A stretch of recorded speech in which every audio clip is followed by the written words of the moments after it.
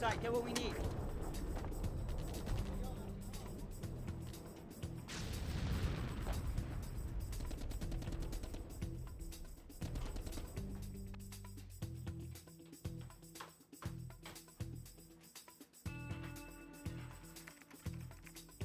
And this is this week's Classic Classic.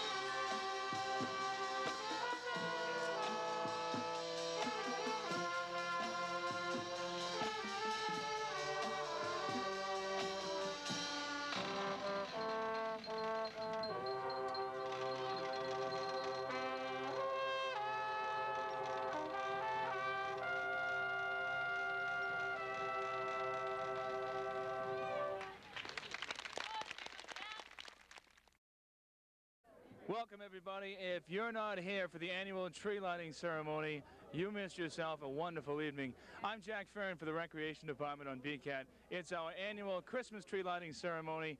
Kick back, relax, get something refreshing to drink because our Citizen of the Year will flip the switch. We've got the citations tonight. We've got the choir from the high school.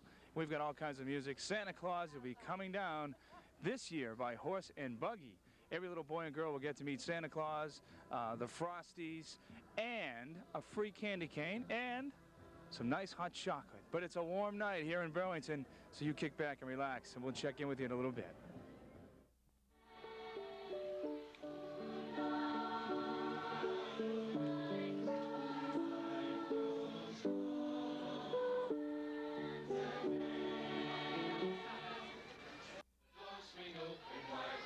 May follow and so be sung. Rejoice in my fire to find. Joy shall be yours in the morning. Here we stand, stand we see. Come far away to greet. You by the fire and we by the street, bidding you joy in the morning.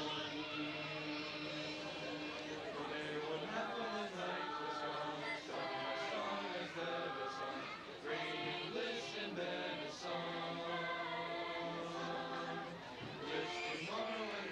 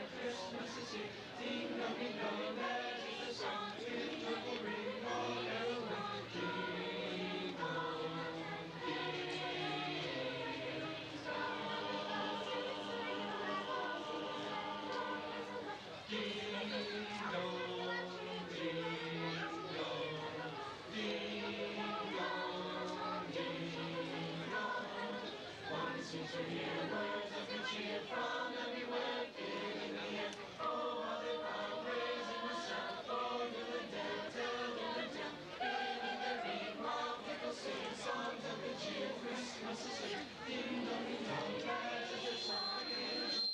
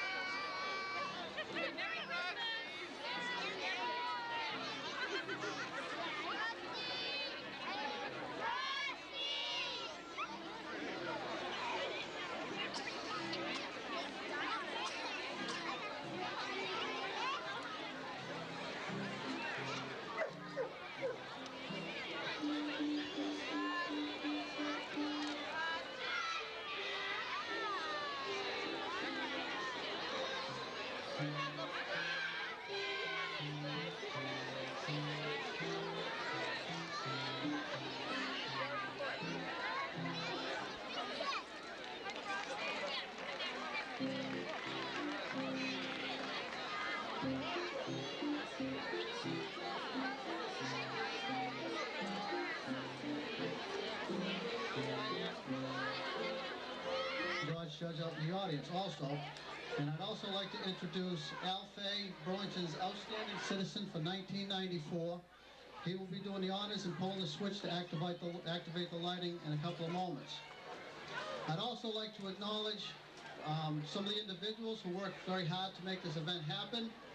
My special thanks to Bill Bedrow and Doug Gillingham and to the Recreation Department crew for their work in creating the display, as well as arranging for the arrival of Santa, who's going to be coming in shortly.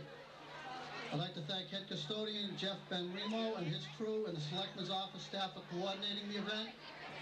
Special thanks to Steve Duke, our Civil Defense Director, for providing the sound system, and to Jay Emmett of Burger King and the Bank of Boston, who have provided the coffee and the hot chocolate. And special thanks for entertainment provided by the Burlington High School, the Citations, and to Jack Farron. And also all of the town employees that helped make today happen. Now, what I'd like to do is to count backwards from 10, and when I give the word, everybody start counting, turn towards the common. And when we get to 1, Alfie will flick the switch, and Santa Claus will be coming around the corner from Cambridge Street. 4, 3, 2, 1.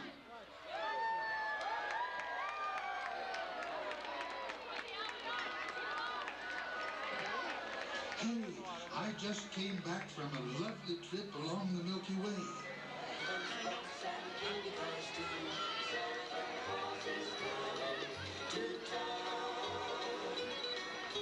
The kids and girls in Boyland will have a jubilee. They're gonna build a toyland town all around the Christmas tree. So you better watch out and you better not cry and you better not pout, and I'm telling you why. Santa Claus is coming to town.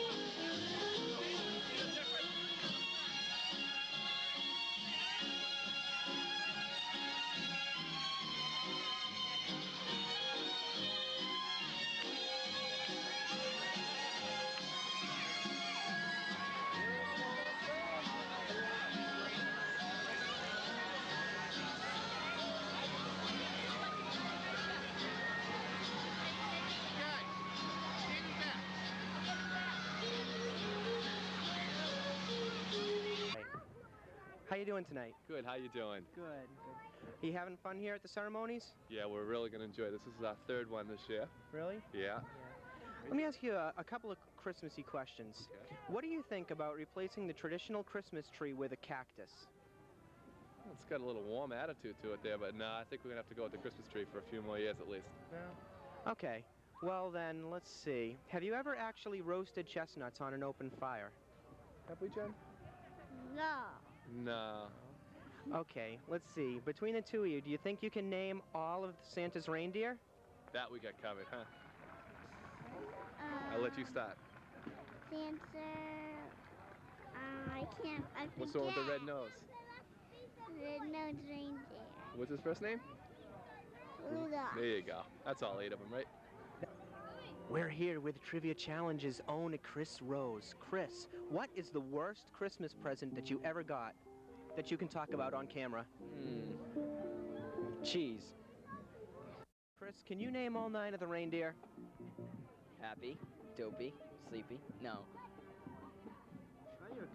Dasher, Dancer, Prancer, Vixen, Venison, Bambi, Donner, and Nixon. Sir, have you actually roasted chestnuts on an open fire at any time in your life?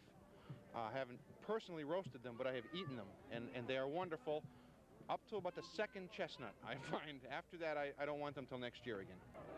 Hi, how you doing tonight? Good, and yourself? Good. How you enjoying the festivities? Oh, it's great. I love it. All right, let's ask you a couple of questions about Christmas. Okay.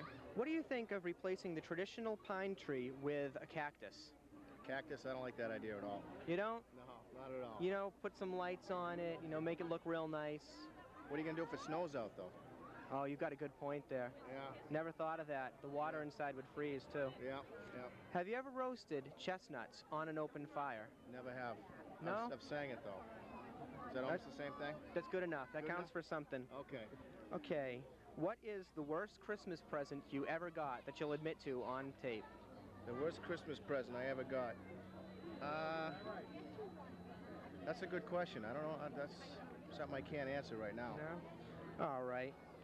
Okay. Can you name all of the reindeer? All the reindeer. Let me see. I can name Dancer and Prancer, Vixen, and you can't forget Rudolph. No. I think that's it. Dasher and Donner. Dasher, Donner. There Thank you, go. sir. Thank you. Dasher, Donner. That's it. That's all I can name off right now. Good enough for me. Okay. All right. Thanks a lot. You're welcome. Thanks. All right, first question we got today is, what do you think of replacing the traditional pine tree with a cactus? No, I don't think so. I think the pine is better. you like the pine tree? Like stick with that? Yeah. No one's going for the cactus, Dan. No, I know. Have you ever roasted chestnuts over an open fire? No, I haven't. No. Okay, now what is the worst Christmas present you ever got? That you can remember. That you're willing to tell us about. Well, I got a gift certificate from McDonald's, and I don't like McDonald's food. Oh, yeah. I got worse, but I don't want to. All right, now can you name all the reindeer? Tell you the truth, no. Tell you the truth, no. Can you name any of the reindeer? Yeah, you got Rudolph, Blitzen, all right. Carmen. I think, yeah, that's it. That's all I can remember. All right, what do you want for Christmas this Christmas? A couple of dolls. A what? A couple of dolls. A cat, a dog. A cat and a dog. You think you can take care of a cat or a dog? I already got two. Oh, really? No, she won't. I got a point. No, she won't. What are their names? Spooky and Mickey. Oh, really? Chris, any? Hey, how many of the reindeer, how many of Santa's reindeer can you name? Dasher, Dancer, Prancer, Rudolph. What about Fred? There's no Fred. Sure there is. He's the 10th one that...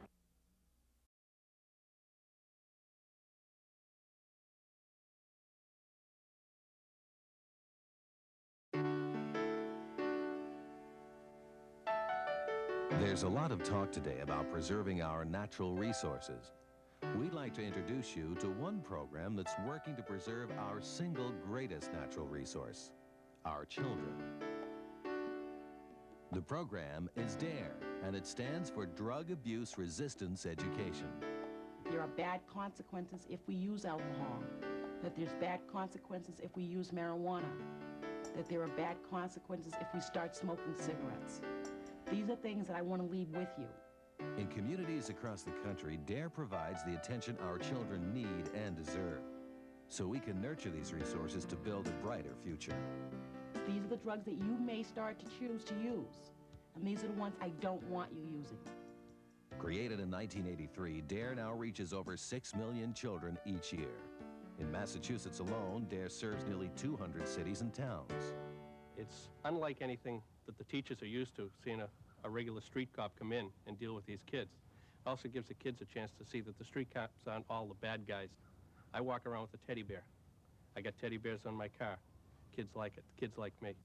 Selected police officers trained to teach the DARE program offer classes from kindergarten through high school. They devote up to 60% of their time to DARE. We're always going to try to choose on the positive side. Basically, because if you get drunk, that's not positive. And besides getting sick, you're going to be arrested, you're going to get in trouble, and you're drunk. As far as on the non-use of alcohol, you're always in control of self. Feel good about yourself, you won't get arrested, and you'll keep your friends that are real friends. The goal of DARE is to equip students with social skills necessary to make proper decisions when pressured to use drugs. Encountering drugs like tobacco, alcohol, or marijuana can begin early in life. What do we have? Therefore, the most extensive program is for the 5th and 6th grades. Teaching 4 to 5 different classes, once a week for 17 weeks, officers cover an extensive curriculum: self-esteem, the consequences of drugs, and peer pressure. When you leave there, those children get something out of it, and what you teach them, it'll last a lifetime. They can teach it to their children. Lauren, Kim, I understand Frank's having a great party Friday night. His mom and dad's not going to be there. Role-playing is used as a dress rehearsal for the pressures they face. They might bring some beer. Think you might want to come? Well, I don't know. I don't think so. Yeah, but think, anybody's going to be there. I don't think we're going to go. That stuff, so. Okay, very good. All they said was no. I'm their friend, so they don't have to yell and scream. All they have to do is say no, they don't want to come. Give them a hand. It's not like any of the other programs. Most people go in there, it's a scare tactic. They go in, they have an auditorium full of kids and spend an hour and they scare the kids about drugs. It's not like that. Bill, you want some weed? No, It's no. real fun. No. It's fun. No. Everyone's doing it. Classes are realistic while creating a positive direction. No. Let's get out of here. Does a beer commercial show you getting drunk? Does a beer commercial show somebody in an accident? They don't. We want to try and get the kids to realize what's real and what's not. DARE is funded by federal grants administered by the Commonwealth of Massachusetts. But this serves only part of the costs. Community-based contributions, sponsorship, or in-kind donations make DARE possible. One example would be the classwork books donated by the Masons of Massachusetts. Contributions help pay for awards, parenting workbooks, contests, and for the graduation ceremonies. You come to a graduation, you see the parents, the grandparents, the police, the town officials, the chief of police, everyone joining together. It's really something to be proud of. Hey, John, want some beer? Get a life. Your support can take many other forms. Volunteer your time for several hours each week, or provide positive reinforcement. Talk with your children about what they learn and experience. satisfaction I get is walking down the street and having a kid come up and say, Officer Anderson, thank you. Having a parent come up and say, you know, I had to quit smoking because my kids told me that it was bad and they drove me crazy. Remember, I want you to stay safe because I want to see you again.